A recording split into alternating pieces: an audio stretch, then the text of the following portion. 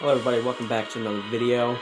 We're doing another creepypasta story, and this one is called 1999. The year is 1999. That sentence brings me back to my senior kindergarten class when I was 5 years old, where we used to read out the date on the blackboard every single day. The year is 1996. 1999 exists as a stain in my mind. However, as a memory that will not go away no matter how I try to forget it. 1999 marked the year I lost my first tooth, my first time on a plane, and unfortunately, the early loss of my childhood innocence. That one memory that refuses to be wiped. It all started with the new or old TV. At the time, Pokemon was the latest fad to hit the school. Pokemon cards, games, stickers, and the most popular, the TV show. So of course, every time I came home from school, I would stay glued to the TV until Pokemon came on at 5. The only problem was that my dad watched the news at 5:30. And Pokemon episodes were back to back, which meant I had to miss an episode every day. Something I whined on and on about. My dad got tired of hearing me complain every day. That must be why he went and bought another TV. My dad put the TV he bought in my room. Unfortunately, it was just an old, small boob tube with rabbit ears even. It also had only 20 channels available, not including the channel Pokemon was on. I recall I didn't care though. I was just thrilled I had my own TV in my room. After surfing the channels, I came to the conclusion that only channel 2, TVO Kids, was worth watching, so I watched that for a while. It wasn't for another few months until I discovered channel 21. One day in April, I was flipping through the channels trying to see if Pokemon was on. I pressed channel 21 into the remote, hoping there was more channels, and to my delight, there was. My dad was surprised too, but he let me watch it because it seemed to have kids programs on it.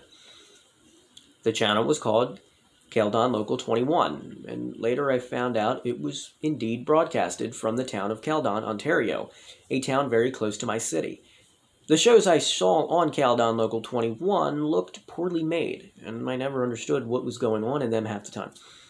However, as I grew up, every time I thought of that channel, I realized more and more how messed up the shows were, and I had to ask myself, what the frick was I watching?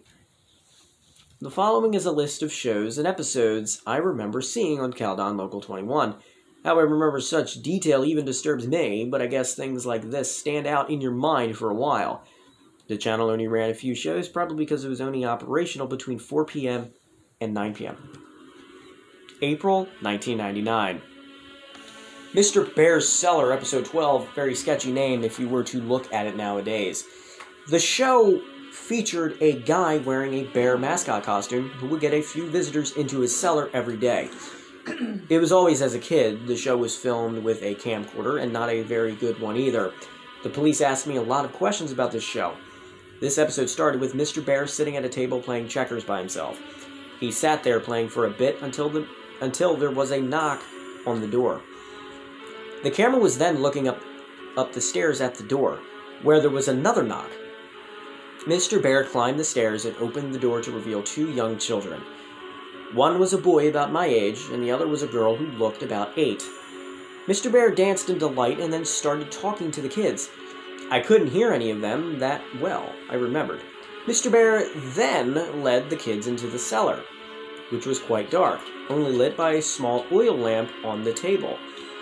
I can't really remember that much more, except him singing a song which I couldn't hear too well either, probably because of that large bear mask.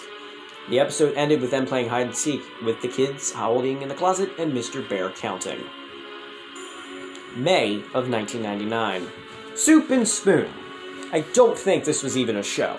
I think it was more of a special movie thing. All I know is I stopped watching Keldon Local 21 for a while because I thought this show was too stupid.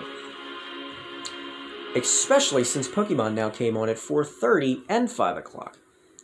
I don't remember much of this, but it showed a can of soup and a spoon both attached to strings, swinging back and forth, as if someone was holding them and dangling them in front of the camera. Interestingly enough, the show was shot in a basement, which looked just like the one used in Mr. Bear's cellar. Like I said, I can't remember much. The only thing I can remember, clearly, was the end. The entire thing was only half an hour, and just included stuff I found stupid, such as the spoon chasing the soup and trying to eat him. The ending showed a table and about 7 kids sitting around it, each with a bowl of soup in front of them. They were sitting and looking at the camera, but with confused, almost frightened faces. The cameraman then held the can of soup in front of the kids and said, "Spoons ready," and then it just stopped. July 1999. It was summer, and I hadn't watched Channel 21 for a while, until one day when I slept over at my friend's house, and I decided to check it out again. My friend had gotten a TV in his room for his 6th birthday, so we stayed up very late. For us, 9:30 was very late, and watched TV. That's when I remembered Channel 21 and brought it up to my friend. We decided to see if it was on, and to our surprise, it was. They must have changed the broadcasting time. Mr. Bear's Cellar, episode 23. This episode was entertaining for my friend and me. It's supposed to say I, mainly because it had swearing. However, now when I think of this episode, I realize something was definitely wrong when it was filmed. The episode started with the camera on its side while it was facing Mr. Bear, who was walking upstairs to the cellar door. The camera then blacked out for about a second, before fading in, back upright and facing Mr. Bear. I can tell you there was another kid talking to him, but this kid looked about 11 or 12. He was talking to Mr. Bear for a while, but I couldn't hear well, again with the crappy camcorder, until the kid started raising his voice. The kid was saying how it was late and his sister had to come home. You could also hear more voices in the background. I remember Mr. Bear clearly saying, "Get the frick out, you're not invited," with a deep voice muffled by the bear mask. I remember my friend and I looking at each other and laughing at the mention of the forbidden F word, but the episode got weirder. The kid began climbing the stairs before turning around and saying how he was going to call the police. Mr. Bear began breaking into a run towards the kids, who started screaming and running as well. This is the white one. If you hear someone in the background, my grandma's talking. Anyway, the camera then cut out, and that kid was the end of the episode. The channel then turned to static shortly after. August 1999. I didn't want to watch Channel 21 after that. In August, I grew more curious to see Mr. Bear's Cellar for some reason, though. The last episode I saw of Mr. Bear was weird and had swearing, which almost made me think the show was meant for teenagers. Nonetheless, I flipped onto Channel 21 when my dad was busy. Mr. Bear's Cellar, episode 28. Apparently, this episode had been playing the entire month of August. It was studied a lot by the police. The entire episode was just Mr. Bear sitting in a chair talking to the audience. "Hello, kids. Do you want to visit my cellar? If you do, please write me to a letter at this address." The screen then switched to a right screen with multicolored letters reading the address. And that was what remained for the rest of the episode. This repeated for 5 hours every day until September came. And guess what I actually did? I sent Mr. Bear, that sick bastard who betrayed him, a letter. I did it out of curiosity mostly. My dad was okay with it because he thought it was a legit kid show. Okay, but then again, he never saw any of what was on Channel 21, so I wrote a letter using my best writing possible. I think I just said how I wanted to meet Mr. Bear, so my dad sent the letter to the address Mr. Bear said in the show. It stayed on all day anyway for some reason. It took about a week to get a response, which I was surprised I did. I still have the letter I received on August 15th, 1999. The letter read, "Dear Elliot, thank you ever so much for your letter. I would love to have you in my cellar. We play games, watch movies, and go fire camping in the middle of the woods. Come to my house." The police cut out this address. Caledon, Ontario, Canada. I look very forward to having fun with you. Oh, Mr. Bear. I don't read these in advance. I cannot believe my dad found this sketchy because he actually took me to the house. And that's when the police became involved. Those endless questions, those pictures of terrified kids, the woods. That brings me to why I'm writing this blog. That psycho and his friends did some effed up short back then, and now it seems he's trying to get into contact with me again. The entire police thing is coming back. That has brought 1999 back to me over a decade later, It is happening again. Update November 14th, 2009. People have been emailing me asking what exactly happened in 1909. I will get to that. Those weird TV shows I was watching apparently were meant to attract kids to Mr. Bear's house. What Mr. Bear did shocked the entire town. My dad actually drove me to Caledon along with the address Mr. Bear left on the letter. The house was actually in the outskirts of the town, in the open farmland. I still remember that house. It looked like an older farmhouse that looked to have been built in the early 1900s. The windows were all boarded up, and the house looked in a state of disrepair. As we walked up to the house, I remember my dad checking the address over and over again, and looking at the house in disbelief. Then the door opened. I expected Mr. Bear to be at the door, but I was surprised to see a police officer emerge from the creaking doorway. The officer began talking to my dad, while I quickly asked if that was Mr. Bear's house. The officer's face cringed slightly and muttered, "Oh God," or something like that. He started talking quietly to my dad, so I couldn't hear, although my dad told me to go to the car anyway. And then we just went home. My dad was quiet the whole way home. I felt something strange had happened. My dad never told me what happened for a while. I forgot about it anyway, too. Channel 21 no longer came on, and when I asked about it, my dad would not acknowledge its existence. I think it was when I was 13 where I learned the truth. I remembered Channel 21 one day and asked my dad about it. Guess he finally decided I should hear the truth. Hold on a minute.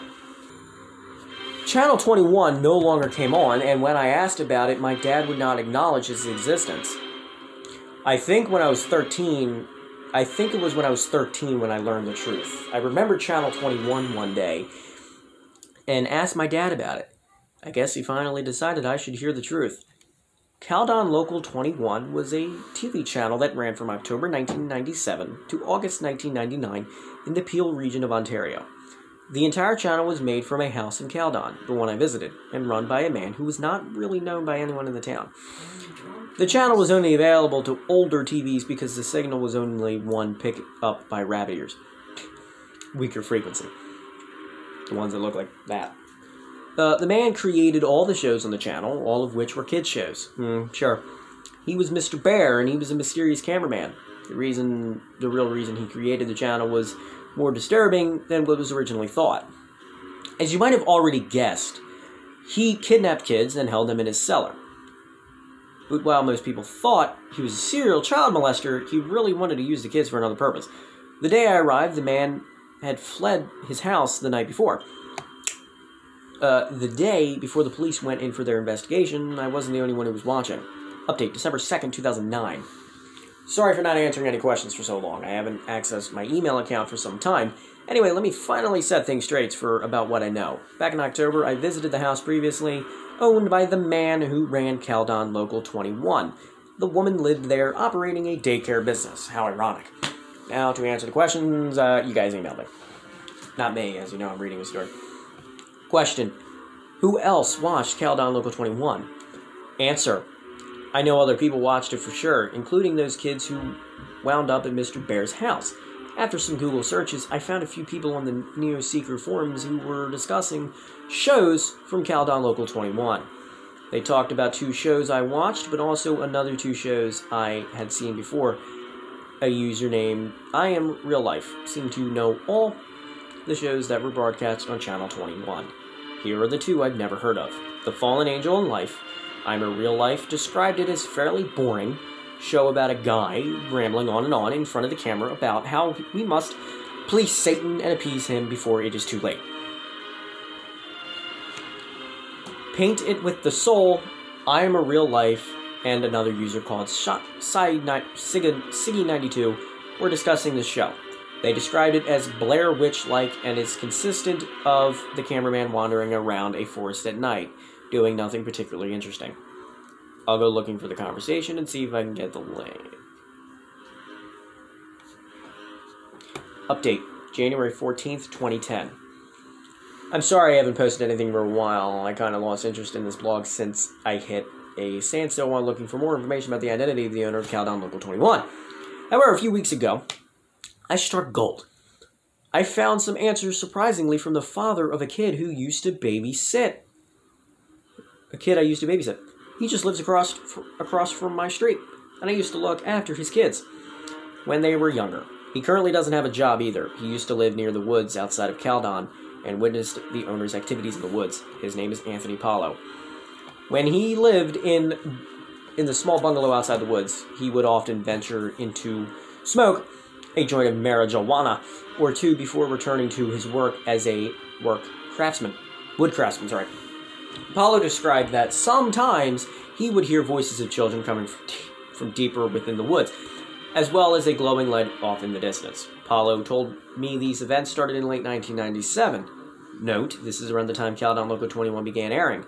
He apparently became annoyed by this happening every once in a while and actually went to investigate.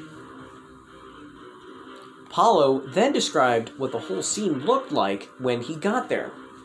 There was a group of kids, he said about 13 to 17, and ages 5 to 12, gathered around a large fire pit with a burning fire.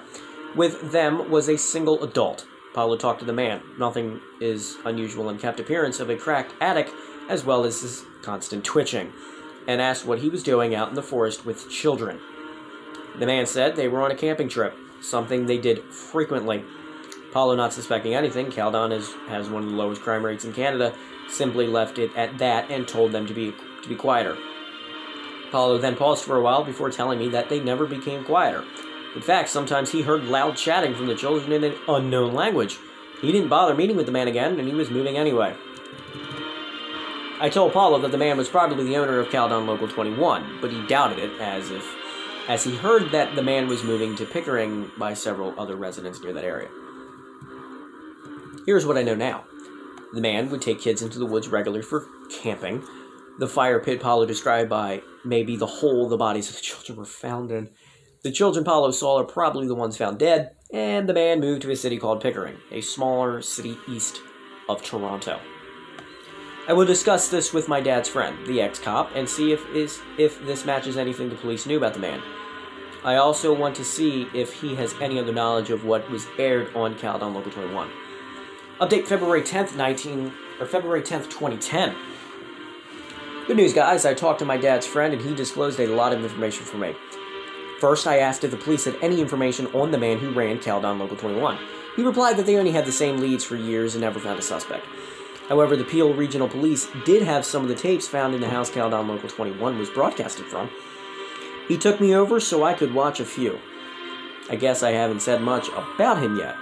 My dad's friend's name is Mitchell Wilson. A pretty nice guy. He seems to understand my thirst for knowledge and what happened during the late 90s in that house. He feels it was wrong that my dad went so long without telling me much. Okay, guys, I'm going to break this one down into two parts. But I want to thank you all for watching. Hold on a minute. I did want to thank you guys for watching this part. We will resume again sometime. Let me go back to where I was. We'll resume this later. Thank you all for watching, and I'll see you later. Bye!